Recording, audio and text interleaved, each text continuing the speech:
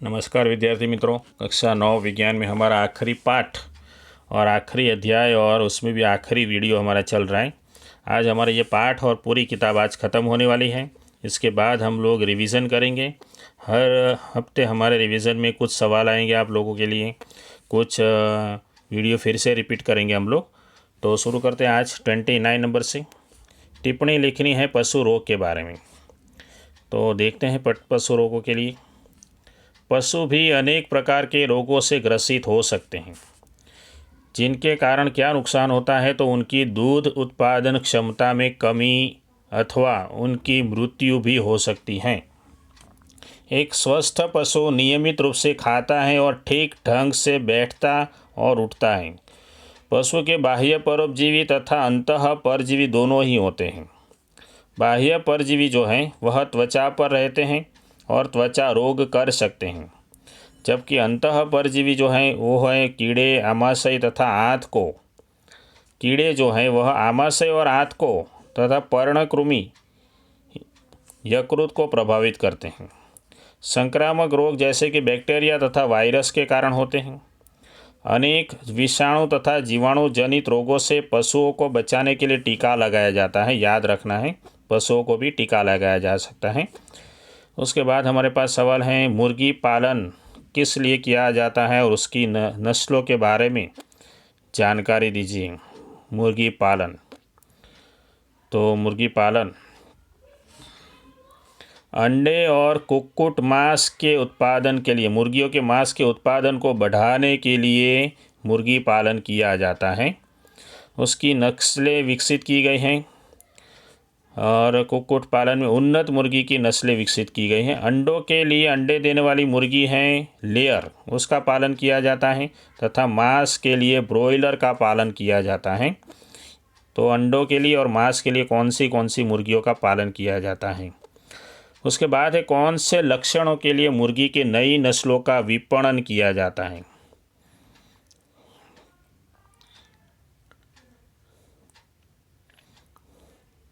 कौन सी नस्लों के हैं, कौन से लक्षणों के लिए मुर्गी की नई नस्लों का विपणन किया जाता है। यहाँ पर देखेंगे,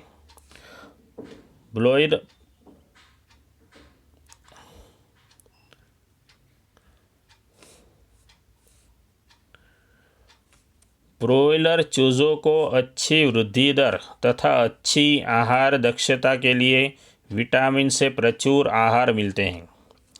उनकी मृत्यु कम रखने और उनके पंख तथा मांस की गुणवत्ता बनाए रखने के लिए सावधानी बरती जाती है। उन्हें ब्रोलर के रूप में उत्पादित किया जाता है तथा मांस के प्रयोजन के लिए विपणन भी किया जाता है।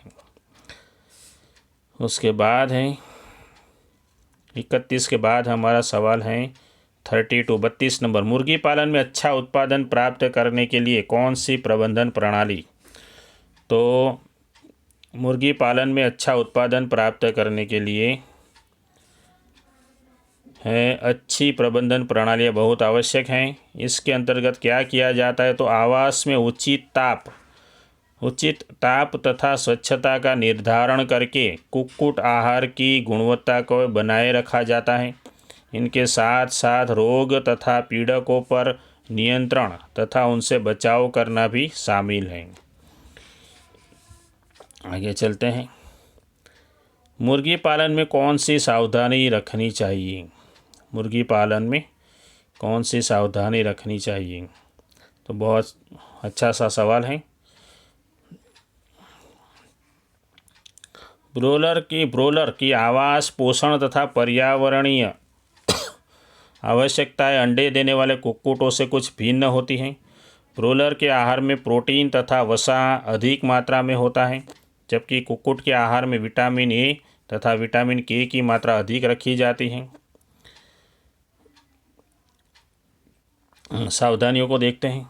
जीवाणु, विषाणु, कवक, परजीवी तथा पोषणहीनता के कारण मुर्गियों में कई प्रकार के रोग हो सकते हैं। इसलिए सफाई और स्वच्छता का विशेष ध्यान रखना चाहिए। इसके लिए नियमित रूप से रोगाणुनाशी पदार्थों का छिड़काव आवश्यक है। मुर्गियों को संक्रामक रोगों से बचाने के लिए टीका लगवाना चाहिए, जिससे महामारी से ये ग्रसित न हो। इन सावधानियों को बरतने से रोगों के फैलने की दशा में कुक्कुट को न्यूनतम हानि होती है। ये सावधानियों की बात हो गई। अब शुरू करेंगे टिप्पणी। हमारे पास है 3, मत्स्य उत्पादन, समुद्री मत्स्य की और अंतःस्थलीय मत्स्य की। तीनों टिप्पणियों को बार बार बारी बारी देखते हैं। मत्स्य उत्पादन की बात। हमारे भोजन में मछली प्रोटीन का एक समृद्ध स्रोत है। मछली उत्पादन में हमें पंखयुक्त मछलियाँ, कवचीय मछलियाँ और जैसे प्रोन तथा मोलस्क सम्मिलित हैं। मछली प्राप्त करने की 2 विधि हैं, एक प्राकृतिक स्रोत और दूसरा है मछली पालन, मछली संवर्धन। मछलियों के जल स्रोत समुद्री जल होते हैं या ताज़ा जल होते हैं। अलवणीय जल होती है नदी और तालाब। इसलिए मछली पकड़ना तथा मछली संवर्धन समुद्र तथा ताज़े जल के पारिस्थितिक तंत्रों में किया जा सकता है। ये बात थी मत्स्य उत्पादन की। समुद्री मत्स्य की बात करते हैं। हमारे देश का समुद्री मछली संसाधन क्षेत्र है 7,500 किलोमीटर का समुद्री तट है। इसके अतिरिक्त समुद्र की गहराई तक है। सर्वाधिक प्रचलित समुद्री मछलियाँ पॉम्फ्रेट, मैकल, टूना, सार्डिन तथा बॉम्बे डेक। समुद्री मछली पकड़ने के लिए विभिन्न प्रकार के जालों का उपयोग मछली पकड़ने वाली नावों से किया जाता है। सैटेलाइट तथा प्रतिध्वनि गंभीरता मापी से खुले समुद्र में मछलियों को बड़े समूह में पता लगा जा सकता है तथा इन सूचनाओं का उपयोग करके मछली का उत्पादन बढ़ाया जा सकता है। कुछ आर्थिक महत्व वाली समुद्री मछलियां हैं, इसको समुद्री जल में संवर्धन भी किया जाता है। इनमें है उदाहरण है मुलेट, भेटकी और पर्ल स्पॉट। कवचीय मछलियां हैं जैसे कि झींगा तथा मसल, ऑयस्टर। इन्हें एक साथ ही समुद्र खरपतवार ये सब एक साथ में रखा जाता है। ऑयस्टर का उपयोग किस लिए किया जाता है? मोतियों को प्राप्त करने के लिए इसका संवर्धन किया जाता है। भविष्य में मछलियों का भंडार कम होने की अवस्था में इन मछलियों की पूर्ति संवर्धन के द्वारा हो सकती है। इस प्रणाली को समुद्री संवर्धन यानी मैरीकल्चर कहा जाता है। अंतःस्थलीय मत्स्य की ताज़ा जल के स्रोत जैसे कि नाले, तालाब, पोखर तथा नदियाँ जो हैं खारे जल के संसाधन जहाँ समुद्री जल तथा ताज़ा जल मिश्रित होते हैं, जैसे कि नदी मुख तथा लेगुन भी महत्वपूर्ण मत्स्य भंडार हैं। जब मछलियों का प्रग्रहण अंतःस्थली वाले स्रोतों पर किया जाता है तो उत्पादन अधिक नहीं होता। इन स्रोतों से अधिकांश मछली उत्पादन जल संवर्धन द्वारा ही होता है। मिश्रित मछली संवर्धन की बात करेंगे। 37 नंबर का सवाल है मिश्रित मछली संवर्धन। तो मिश्रित मछली संवर्धन की बात करते हैं यहाँ पर। अधिक मछली संवर्धन जो है मिश्रित मछली संवर्धन तंत्र से किया जा सकता है। इस प्रक्रिया में देसी तथा आयातित प्रकार की मछलियाँ इसका प्रयोग किया जाता है। ऐसे तंत्र में एक ही तालाब में 5 या 6 मछलियों की स्पीसीज़ का प्रयोग किया जाता है। इनमें ऐसी मछलियों को चुना जाता है जिनमें आहार के लिए प्रतिस्पर्धा न हो। खास याद रखिए, आहार के लिए प्रतिस्पर्धा न हो अथवा उनके आहार भिन्न भिन्न हो। इसके परिणाम स्वरूप तालाब के प्रत्येक भाग में उपलब्ध आहार का प्रयोग हो जाता है। जैसे कटला जो है वह जल की सतह से अपना भोजन लेती हैं, जबकि रोहू जो हैं वह तालाब के मध्य क्षेत्र से अपना भोजन लेती हैं। और मृगल और कॉमन कार्प जो हैं वह तालाब की तली से अपना भोजन प्राप्त करती हैं, जबकि ग्रास कार्प जो हैं वह खरपतवार खाती हैं। इस प्रकार ये सभी मछलियाँ साथ साथ रहते हुए भी बिना स्पर्धा के अपना आहार लेती हैं।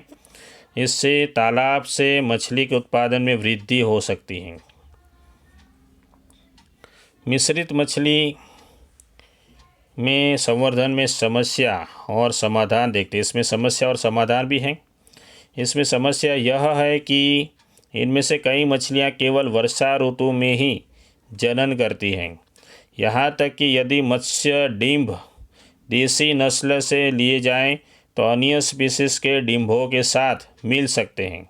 अतः मछली संवर्धन के लिए अच्छी गुणवत्ता वाले डिंभ का उपलब्ध न होना एक गंभीर समस्या है। इस समस्या के समाधान के लिए ऐसी विधियां खोजी जा रही हैं कि तालाब में इन मछलियों का संवर्धन हार्मोन के उपयोग के द्वारा किया जा सके। इससे ऐच्छिक मात्रा में शुद्ध मछली के डिंभ प्राप्त होते रहेगी। आगे चलते हैं, हमारे 2 सवाल बाकी हैं। आखिरी सवाल है 39, मधुमक्खी पालन की बात करते हैं। मधुमक्खी पालन, तो देखते हैं मधुमक्खी पालन। मधु या शहद का सर्वत्र उपयोग होता है, इसीलिए मधुमक्खी पालन का उद्यम एक कृषि उद्योग बन चुका है। चूँकि मधुमक्खी पालन में पूंजी निवेश कम होता है, इसलिए किसान इसे धनार्जन का अतिरिक्त साधन भी मानते हैं। शहद के अतिरिक्त मधुमक्खी के जो छत्ते हैं वह मोम के लिए बहुत अच्छे स्रोत हैं। मोम का उपयोग कहाँ पे होता है, तो औषधि तैयार करने में, और मोम का उपयोग औषधि तैयार करने में। उसके बाद व्यावसायिक स्तर पर मधु उत्पादन के लिए देसी किस्म की मक्खी हैं एपिस सेरना इंडिका, और दूसरी है एपिस डोर्सेटा, और तीसरी है एपिस फ्लोरी। ये 3 देसी किस्म की मक्खियाँ हैं। जबकि इटली मक्खी है एपिस मेलिफोरा। इसका प्रयोग मधु के उत्पादन को बढ़ाने के लिए किया जाता है। व्यावसायिक मधु उत्पादन में इस मक्खी का प्रायः उपयोग किया जाता है। इटली की जो मक्खी है उसमें मधु एकत्र करने की क्षमता बहुत अधिक होती है। वे डंक भी कम मारती हैं, निर्धारित छत्ते में काफ़ी समय तक रहती हैं और प्रजनन तीव्रता से करती हैं। व्यावसायिक मधु उत्पादन के लिए मधु वाटिका तथा मधुमक्खी फार्म भी बनाए गए हैं। मधु की कीमत अथवा गुणवत्ता मधुमक्खियों के चारागाह अथवा उनको मधु एकत्र करने के लिए उपलब्ध फूलों पर निर्भर करती हैं। मधुमक्खियाँ फूलों से मकरंद तथा पराग एकत्र करती हैं। चारागाह की पर्याप्त उपलब्धता के अतिरिक्त फूलों की किस्में भी मधु के स्वाद को निर्धारित करती हैं। तो ये हमारा यहाँ पे पाठ ख़त्म हो चुका है। आज 39 नंबर तक हमने सवाल देखे हैं। ये सभी सवाल के जवाब आप लोग लिख लीजिए नोटबुक में। तो मिलते हैं अगले वीडियो में रिवीजन के लिए।